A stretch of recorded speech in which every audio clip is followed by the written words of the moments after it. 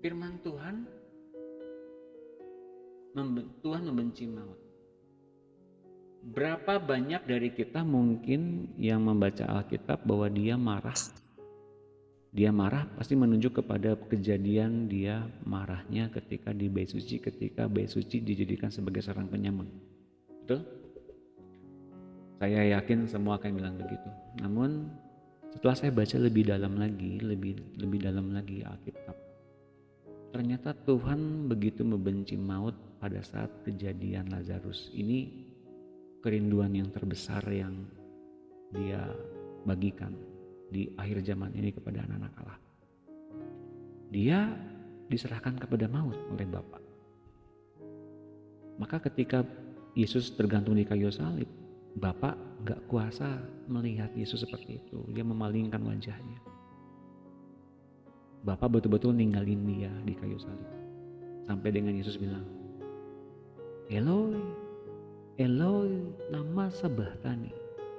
Allahku, Allahku, mengapa kau meninggalkan aku?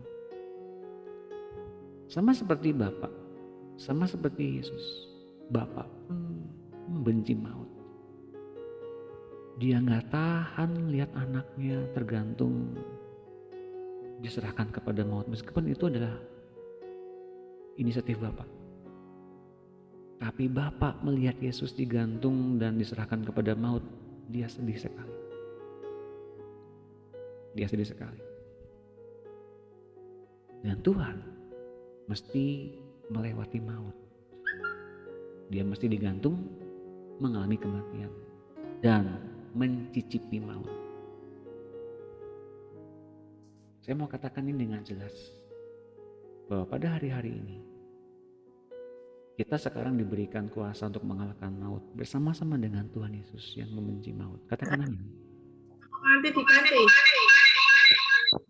Amin, amin, amin. Oke. Kalau kita nulis di Google Search, tolong dimatikan dulu semuanya mikrofonnya. Ini ada suara-suara yang masuk. Pakai yang merah ya? Ya udah yang merah. Oke. Jesus wept. Jesus menangis, ya itu artinya ya. Mengapa Yesus menangis? Banyak orang menyangka Yesus menangis karena kehilangan Lazarus. Meskipun dia tahu Lazarus tidur bukan mati. Ya. Mari kita lihat ayatnya. Ketika Yesus melihat Maria menangis dan juga orang-orang Yahudi yang datang bersama-sama dia, maka masygullah hatinya. Masgul di sini tuh artinya apa ya? Bisa jadi dikatakan bahwa dia sangat tergoncang, sangat tergerak. Nah, kita mengatakan ia sangat terharu dan berkata, di manakah dia pembaringan? Jawab mereka, Tuhan, marilah dan lihatlah. Ayat 35, maka menangislah Yesus. Kata orang-orang Yahudi, lihatlah betapa kasihnya kepadanya, betapa kasih Yesus kepada Lazarus. Tetapi beberapa orang di antara mereka berkata, ia yang memelekkan mata orang buta. Tidak sanggupkah ia bertindak sehingga orang ini tidak mati? Maka masgullah pula Yesus. Lalu ia pergi ke kubur itu adalah sebuah gua yang ditutup dengan batu. Jadi Alkitab dengan jelas mengatakan mungkin dia merasakan begitu dalamnya kasihnya kepada Lazarus. Tapi hari ini saya mau bongkar. Sebetulnya di hati Tuhan saat itu dia kenapa sih nangis? Kenapa sih dia masgul? Apa perasaannya?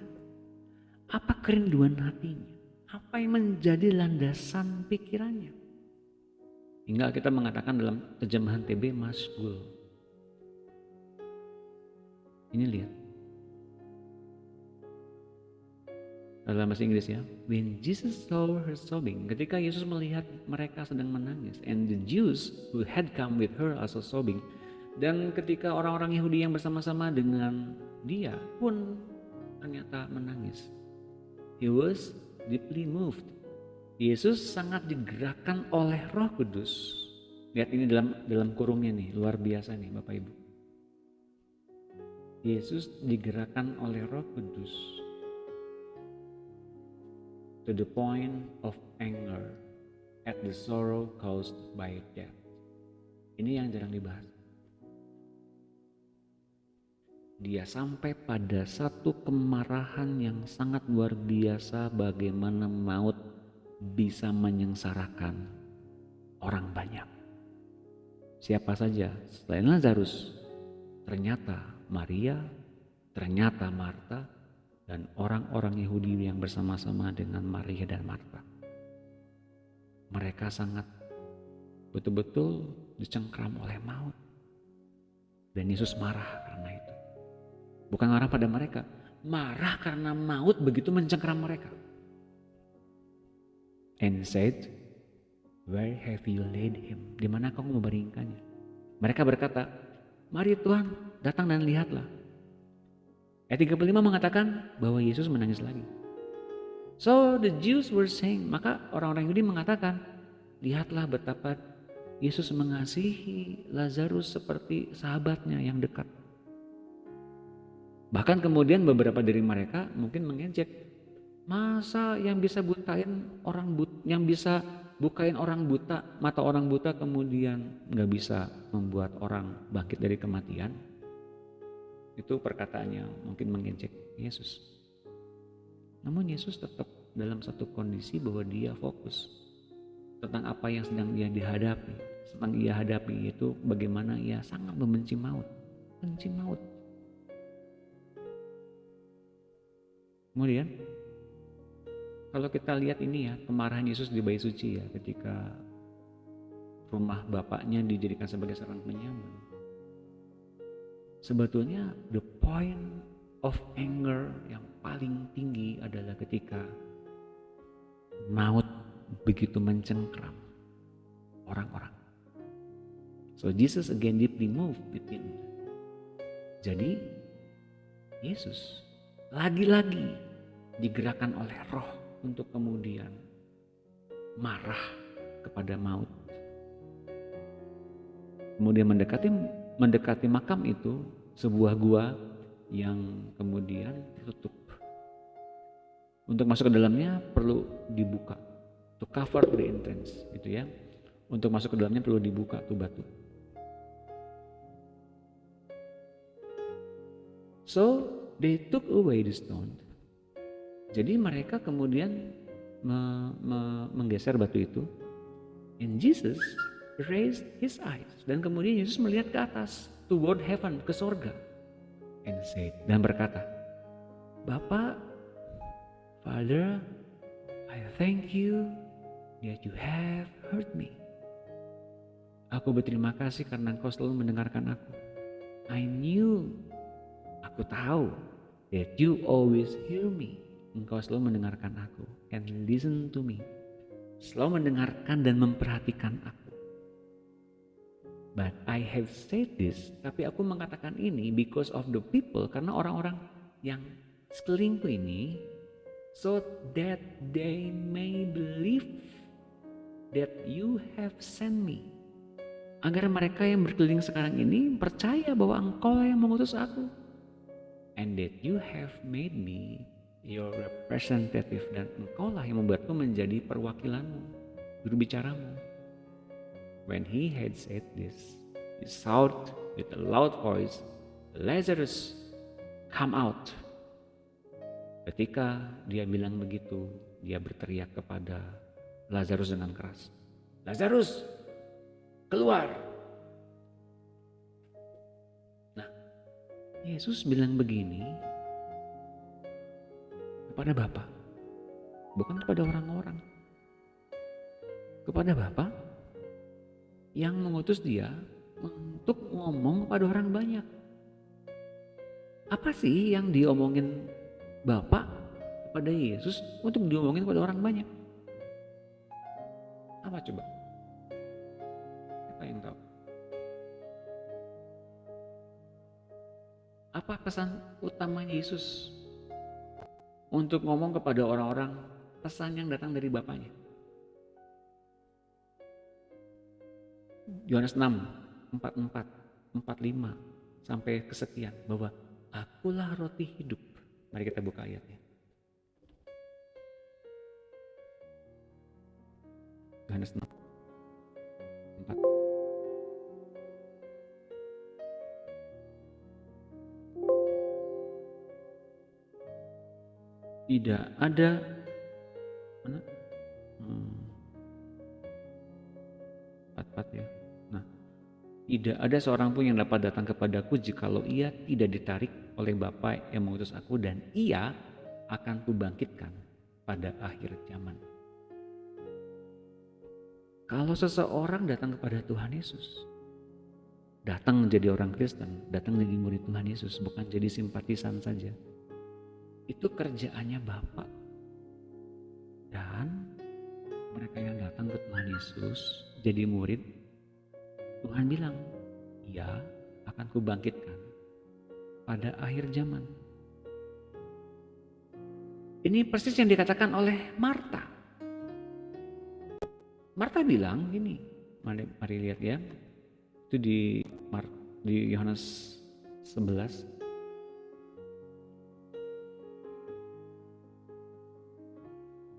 Nih.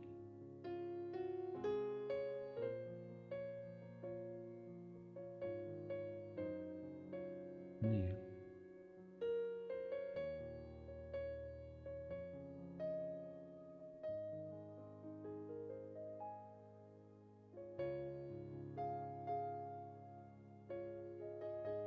Nah, mana sih? Nah,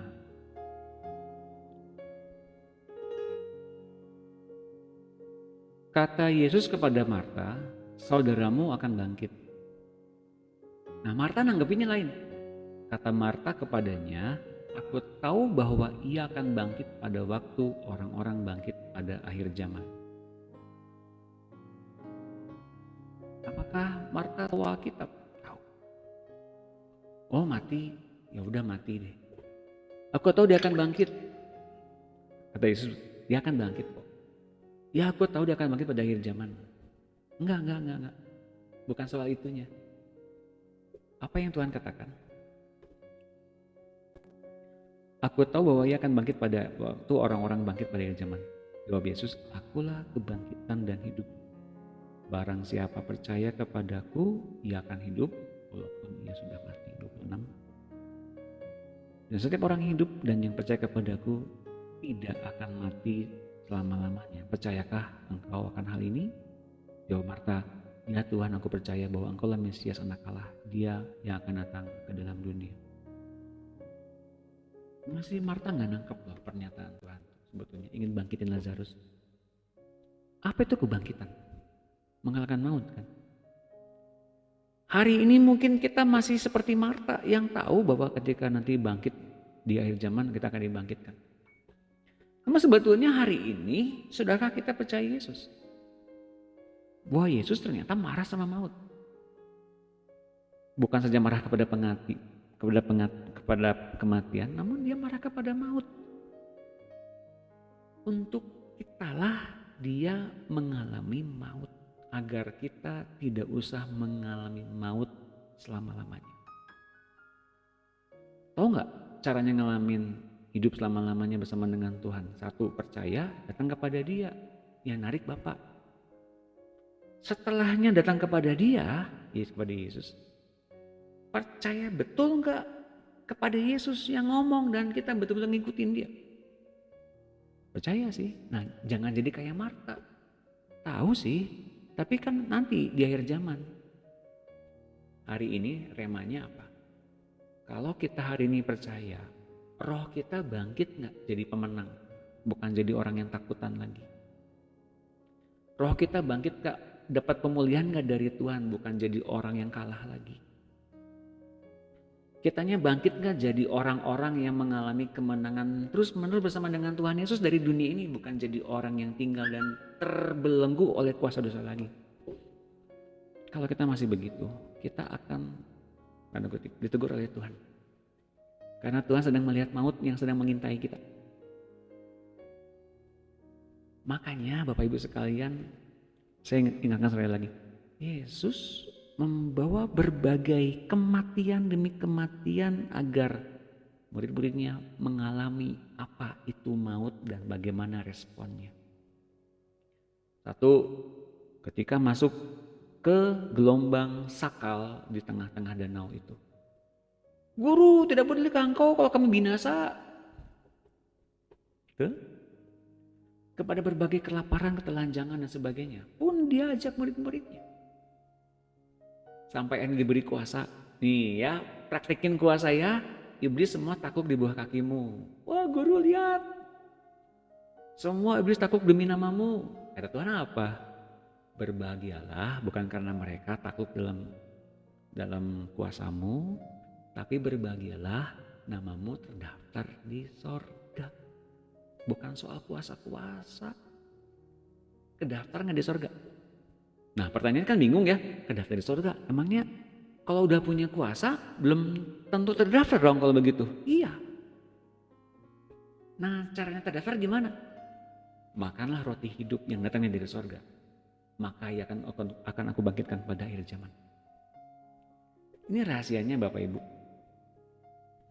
Ini rahasianya nih. Tadi dikatakan dalam Yohanes 8. Ya, ayat 4 kan tadi ya. Apa tadi? Yohanes 8 ayat 4. Mana sih tadi? Yohanes 6, Pak. Yohanes 6 ya, sorry. Yohanes 6. Untung diingetin. Ayat 44. Oke. Nih. Tak seorang pun datang kepadaku kalau tidak ditarik oleh Bapa. Ingat ini. Ayat ke berapa? Dari mana ya? Nih, 35. Kata Yesus kepada mereka, akulah roti hidup, barang siapa datang kepadaku, ia tidak akan lapar lagi, dan barang siapa percaya kepadaku, ia tidak akan haus lagi. Tetapi aku telah berkata kepadamu, sungguh pun kamu telah melihat aku, kamu tidak percaya. Semua yang diberikan Bapa kepadaku akan datang kepadaku. Nah, dan barang siapa datang kepadaku, ia tidak akan kebuang. 38. Jadi betapa setianya Yesus kepada Bapa yang datangin kita ke Yesus dan kita gak pernah dibuang oleh Tuhan Yesus. Tuh, merasa kita dibuang oleh Tuhan Yesus nggak dibuang ya, dia tetap setia loh, ngerawat kita ya. Mungkin pikir-pikir gini, aduh jatuh dalam dosa terus ya, oke, mau minta ampun kan, dah aku ampuni, pergilah dan jangan berbuat dosa lagi. Besoknya lagi, aduh Tuhan ampuni aku, ini begitu banyaknya dosa, aku jatuh lagi ke dalam dosa Tuhan. Yaudah, pergilah dan jangan berbuat dosa lagi ya. Makasih Tuhan, besok dosa lagi. Aduh Tuhan begitu banyaknya dosaku, aku masih belum melepaskan diri dari nafsu ini. Ya aku ampuni dan jangan berbuat dosa lagi ya. Gitu nih besok lagi. Nah ini namanya apa? Gak percaya Tuhan yang berikan roti hidup. Tapi aku telah berkata kepadamu, sungguh pun kamu telah melihat aku, kamu gak percaya. Gak percaya kenapa? Bahwa ia roti hidup yang tidak akan membuat kita lapar dan haus lagi. Mengapa? Semua yang diberikan Bapa kepadaku datang kepadaku, dan barang siapa datang kepadaku ia tidak akan kebuang. Sebab aku telah turun dari sorga bukan untuk melakukan kehendakku, tapi untuk melakukan kehendak Dia yang telah mengutus aku. Yesus bawa program sorga dari Bapaknya. Dan inilah programnya Dia yang telah mengutus aku, yaitu supaya dari semua yang telah diberikannya kepadaku jangan ada yang hilang, tapi supaya aku bangkitkan pada akhir zaman. Sebab inilah kehendak Bapakku, yaitu supaya setiap orang yang melihat anak dan percaya kepadanya beroleh hidup yang kekal, dan supaya aku membangkitkannya pada akhir zaman. Jadi tepat ketika kita datang kepada Tuhan Yesus, sudahkah kita berkomunion, satu union? Kalau kata Bu Mega ya, satu unity, satu union dengan Tuhan Yesus. Hingga kita tuh ngeblend dengan Tuhan Yesus, ngeblend. Pikirannya, perasaannya kita bisa mengerti. Dan perasaan terbesar hari ini yang saya bagikan, ia benci maut. ia benci kekhawatiran, ia benci ketakutan. Ketika kita khawatir, mengapa kekhawatiran itu bisa merajai kita, menggantikan Tuhan? Mengapa kebimbangan, ketidakdamaian sejahteraan itu bisa hidup dalam diri kita? Karena kita menggantikan Tuhan dengan itu. Dan Tuhan membenci di belakangnya itu maut. Dan maut dikalahkan dengan bertahap. Yang pertama, kita diberikan pengurapan dari Roh Kudus untuk mengenal yang benar. Siapa yang benar? Allah yang benar. Siapa Allah yang benar? Bapak kita yang naruh kita dalam diri Yesus. Untuk apa? Percaya bahwa dialah inti dari permasalahan sebetulnya. Mengapa? Kita terus berdosa, kita tuh jadi hamba dosa, jadi bukan jadi hamba Tuhan. Yesus bilang gini sama orang-orang Yahudi yang sudah ikut dia kemana-mana. Kalau anak bebasin kamu jadi orang merdeka. Kalau anak udah bebasin kamu jadi orang merdeka, artinya apa? Kalau kamu diajarin sama Yesus dan kamu mengerti, kamu mengikuti, kamu tetap dalam Yesus, kamu merdeka juga. Dari apa? Dari dosa. Jadi apa? Hamba kebenaran. Artinya apa? Benar terus. Salah, gak ada salahnya. Benar terus. Meskipun terseok-seok. Benar terus. Apa maksud terseok-seok? Ngikutin Tuhan gak enak. Iya, menurut daging gak enak. Tapi ketika kita terseok-seok, itulah daging itu muncul. Ada kekhawatiran, ada ketidakdamaian sejahteraan. Nah, terdeteksi sekarang di mana asalnya. Buangin Roh Kudus kalau kita mau. Ternyata saya itu masih gak damai sejahtera ya Roh Kudus ya. Coba dari mana asalnya Roh Kudus? Dari stres. Dari mana asalnya stres Roh Kudus? Bergumul terus tuh. Mengapa bergumul terus? Nah karena kamu masih punya kepengen yang banyak itu dan begitu tebalnya itu. Oh dari situ. Ya udah buang aja deh, mau dibuang ya? Iya deh, buang aja Roh Kudus, aku mau. Ya ambil ya, aku ambil ya. Nah, makanya rasain pusing dulu seminggu, 2 minggu kayak palangsur. Diambil dulu, aduh rasanya seperti sakit gitu ya. Mengapa sakit? Daging yang begitu tebalnya ketika diambil itu sakit. Suruh ngampunin orang yang kita sebelin. Sakit gak? Sakit. Dagingnya sakit loh. Mengapa diambil? Karena begitu lamanya sudah mendam di dalam nyawa kita. Begitu dicabut, sakitnya minta ampun. Bahkan kita jadi demam. Mungkin 3 hari, mungkin seminggu, mungkin sebulan. Tapi setelahnya ketika kita memakan roti hidup, kok jadi nyaman ya? Kok jadi enteng ya? Kok jadi enak ya? Bawaannya senyum-senyum terus setiap hari. Aduh Tuhan baik ya. Aduh makasih Tuhan. Mengapa? Karena kita sudah dibebaskan dari maut. Tepuk tangan. Itu yang saya bilang maut dikalahkan secara bertahap. Mengapa? Gak langsung. Kitanya perlu sadar bahwa kita sedang dipreteli. Itulah letak kekuatannya. Kita tuh sadar sedang dipimpin oleh Tuhan masuk ke dalam berbagai kemenangan dan semakin rela ikut Tuhan. Dengan sungguh-sungguh ikut Tuhan. Tanpa paksaan lagi. Itu kemenangan atas maut. Mengertikah ini? Wow, tepuk tangan semuanya. Sekarang ini kuncinya. Bagaimana cara mengalahkannya secara sungguh-sungguh. Saya kasih bonus ya. Karena Bapak dan Ibu sekalian sudah begitu menyimak dengan luar biasa. Mari. Haleluya. Kita lihat. Ini diary saya nih. Ini diary saya. Diary. Bukan dear diary. Malam ini indah sekali. Enggak gitu. Itu zaman ABG itu kayak gitu. Ini diary saya seperti ini. Mari kita lihat.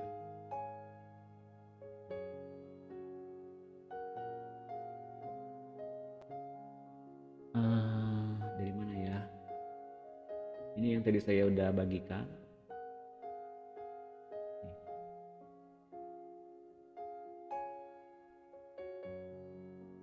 Saya ulangi lagi ya sedikit, karena ini sebetulnya pesan yang saya dapatkan. Oke.